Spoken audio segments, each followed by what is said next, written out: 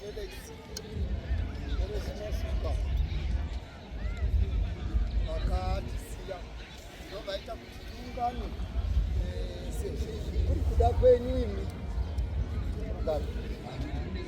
zvisina kusasunungura vamwe vakawanda. Ndakatarisa ndakamira ndikazvibvunza tauya nomwoyo wedu tose here wose here kugareve nesu ndikaona vamubhedzi zvamamuzitaura vanhu vaikokomwa kana kuti vaiti tinombondorunganirei tichimbova papi. Ndavona varivo vanga vachinakirwa vasati vachatoda kubva mudariro.